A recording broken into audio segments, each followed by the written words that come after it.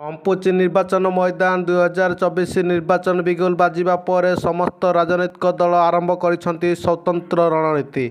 ନିର୍ବାଚନକୁ ନଜର ରଖି ସମସ୍ତ ଛାମୁଆ ଦଳ ଆରମ୍ଭ କରି ସାରିଲେଣି ଅଙ୍କ କଷା। ବର୍ତ୍ତମାନର ଶାସକ ଦଳ ବିଜୁ ଜନତା ଦଳ ପୁଣି ଥରେ ଶାସକ ଗାଦିରେ ବସିବା ପାଇଁ ବିଜେଡି ସୁପ୍ରିମୋ ନବୀନ ପଟ୍ଟନାୟକଙ୍କ ଚେହେରାକୁ ନେଇ ନିର୍ବାଚନ ଲଢ଼େଇ କରୁଛି। ବିଧାନସଭା ସହ ଲୋକସଭା ପାଇଁ ପ୍ରାର୍ଥୀଙ୍କ ତାଲିକା ଘୋଷଣା କରୁଛନ୍ତି ବିଜେଡି ସୁପ୍ରିମୋ ନବୀନ ପଟ୍ଟନାୟକ। ସେହିଭଳି ବିଜେପି ଓ କଂଗ୍ରେସ ମଧ୍ୟ ବିଧାନସଭା ସହ ଲୋକସଭା ପାଇଁ ପ୍ରାର୍ଥୀଙ୍କ ତାଲିକା ଘୋଷଣା କରିସାରିଛି। ହେଲେ ଏଯାଏ କୌଣସି ଦଳ ନିର୍ବାଚନ ପାଇଁ ସମ୍ପୂର୍ଣ୍ଣ ପ୍ରାର୍ଥୀ ତାଲିକା ପ୍ରକାଶ କରିନାହାନ୍ତି।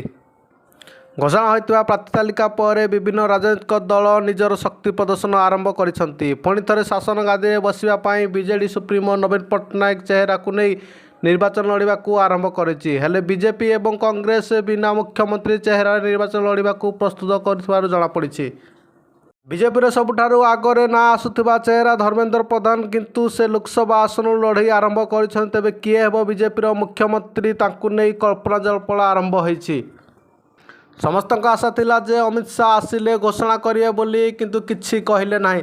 ସେପଟେ ବିଜେପିର ଅନ୍ୟ ଗୋଷ୍ଠୀମାନେ ଅପରାଜିତା ଷଡ଼ଙ୍ଗୀଙ୍କୁ ମୁଖ୍ୟମନ୍ତ୍ରୀ ପଦରେ ଦେଖିବାକୁ ଚାହୁଁଛନ୍ତି, କିନ୍ତୁ ବିଜେପି କାହାରି ନାମ ଘୋଷଣା କରିନାହିଁ।